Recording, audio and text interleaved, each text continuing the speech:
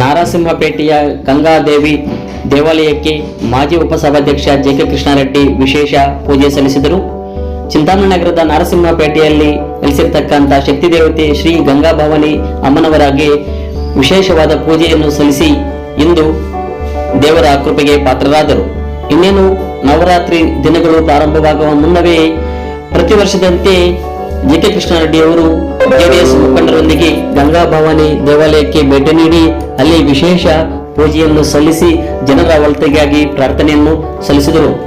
ನಂತರ ಪ್ರತಿ ವರ್ಷದಂತೆ ಇಲ್ಲಿ ಪುರೋಹಿತರಾಗಿರ್ತಕ್ಕಂಥವರು ಬದಲಾವಣೆ ಆಗ್ತಕ್ಕಂಥ ಸಂದರ್ಭದಲ್ಲಿ ಯಾರು ಈ ಒಂದು ಪದಗ್ರಹವನ್ನು ಸ್ವೀಕರಿಸ್ತಾರೆ, ಅಂದ್ರೆ ಈ ಒಂದು ಪುರೋಹಿತವನ್ನು ಪಡೆಯುತ್ತಾರೆ ಅಂತ ಅವರನ್ನು ಮಾತನಾಡಿಸಿ ಅವರ ಕ್ಷೇಮ ಸಮಾಚಾರವನ್ನು ವಿಚಾರಿಸುವುದರೊಂದಿಗೆ ಈ ಒಂದು ಶಕ್ತಿ ದೇವತೆಯಾಗಿರ್ತಕ್ಕಂಥ ಗಂಗಾಭವಾನಿ ದೇವಾಲಯದಲ್ಲಿ ಭೇಟಿ ನೀಡಿ ವಿಶೇಷ ಪೂಜೆಯನ್ನು ಸಲ್ಲಿಸಿ ಅವರು ತಮ್ಮ ಮುಂದಿನ ಕಾರ್ಯವೈಖರಿಗಳನ್ನು ಮಾಡತಕ್ಕಂತ ಒಂದು ವ್ಯವಸ್ಥೆಯನ್ನು ಇಟ್ಕೊಂಡಿದ್ದಾರೆ.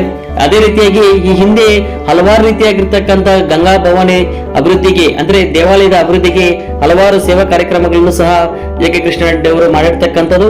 ಈ ಒಂದು ಸಂದರ್ಭದಲ್ಲಿ ನಗರಸಭೆ ಸದಸ್ಯರಾಗಿರ್ತಕ್ಕಂತಹ ಅಗ್ರಹಾರ ಮುರಳಿ, ದೇವಾಳಂ ಶಂಕರ್, ಅಬುಗುಂಡು ಮಧು, ಮಂಜುನಾಥ್ ಅಲ್ಲು, ಮಾಜಿ ನಗರಸಭಾ ಸದಸ್ಯರಾಗಿರ್ತಕ್ಕಂಥ ಅಬುಗುಂಡು ಶ್ರೀನಿವಾಸ್, ನಾಗಣ್ಣ, ಗುಡೆ ಶ್ರೀನಿವಾಸ ರೆಡ್ಡಿ, ವೆಂಕಟಗಿರಿ ಕುಮಾರ್ ಮತ್ತು ಚಾಂದ್ ಎಂಬತಕ್ಕಂಥವರು ಸಹ ಈ ಒಂದು ಕಾರ್ಯಕ್ರಮದಲ್ಲಿ ಪಾಲ್ಗೊಂಡಿದ್ದರು.